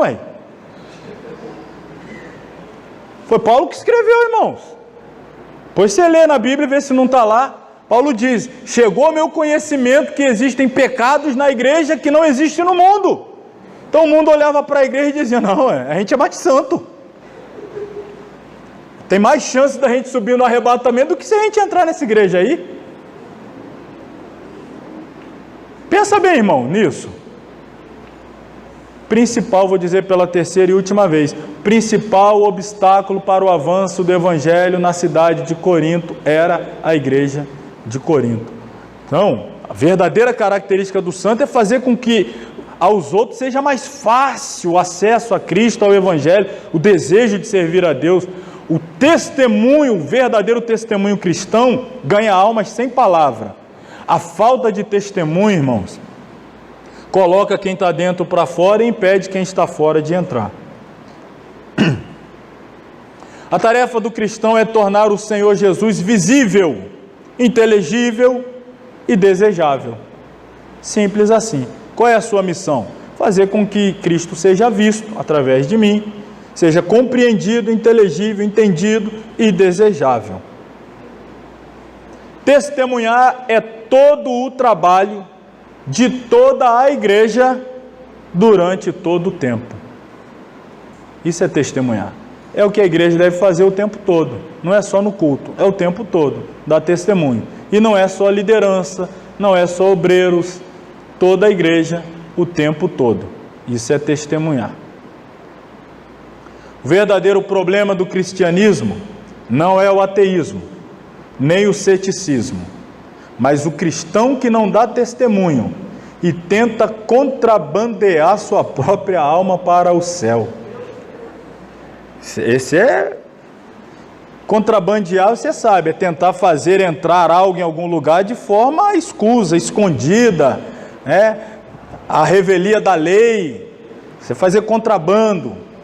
Então o camarada está tentando levar a alma dele contrabandeada para o céu.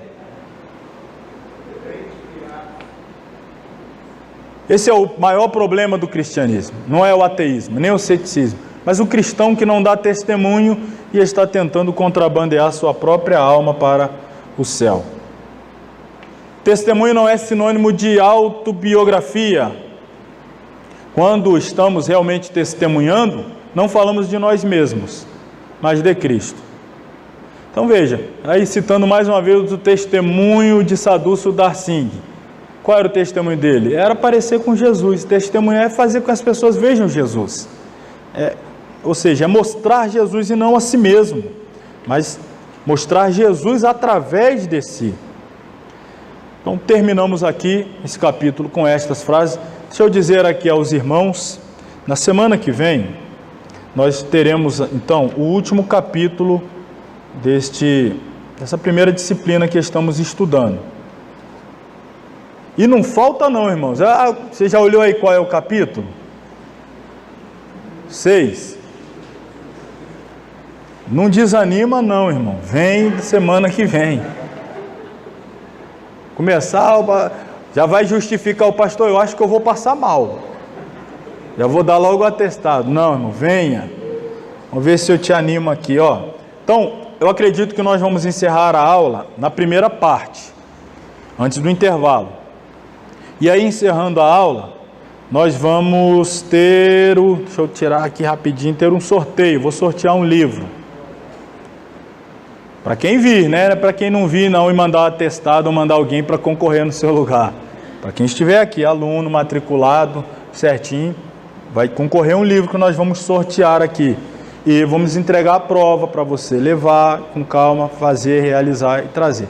E aí na segunda parte da aula nós já vamos entrar no capítulo 1, ou pelo menos na introdução da segunda disciplina desse módulo, que é a teologia ministerial. Qual é o livro que nós vamos sortear? Eu ainda não decidi, mas quem lembra quando eu falei aqui sobre oração, eu disse de um autor que quem quer aprender com profundidade o tema da oração não pode deixar de ler esse autor. Quem é o autor? Você lembra o nome dele? Bounds, né? E.M. Bounds ou E.M. Bounds. Tem aqui, 6 livros dele. A arma da oração, a necessidade da oração, a realidade da oração, propósito na oração, homens de oração, os fundamentos da oração. Eu disse para vocês, sobre oração o homem aqui escreveu, né? Esses são alguns, tem mais. Esses são alguns. E um desses livros aí na semana que vem a gente vai trazer para sortear para um dos alunos aqui. Então, semana que vem, espero todos, e aí falaremos do capítulo 6, encerraremos, vamos fazer o sorteio antes do intervalo, e aí vamos ao intervalo e voltamos já começando com a introdução já à teologia ministerial. Vamos nos colocar sobre os pés então, orar, agradecer a Deus, mais uma vez grato a todos também, pela presença, pela paciência, compreensão. Que o Senhor a todos abençoe. Vamos orar. Querido Deus e Pai, nós te louvamos mais uma vez na noite deste dia, pelo privilégio que tivemos em estar na tua casa e termos ouvido e aprendido acerca de verdades profundas e importantes e necessárias de serem praticadas, vividas para a glória do teu nome, para o avanço do teu reino, para que seja livremente, ó Pai, acessível a nossa entrada aos céus, vivendo o cristianismo autêntico, genuíno, e não apenas um cristianismo nominal e meramente de palavras. Abençoe cada um, nos ajude a vivermos apartado dos pecados, livre da contaminação deste mundo e em santificação para o serviço do Senhor. É o nosso desejo, a nossa oração, em nome de Jesus. E que o amor de Deus, o nosso Pai, a graça do nosso Senhor e Salvador Jesus Cristo, a comunhão e a consolação do Espírito Santo seja com todos que amam e aguardam a volta de Jesus. Amém. Amém.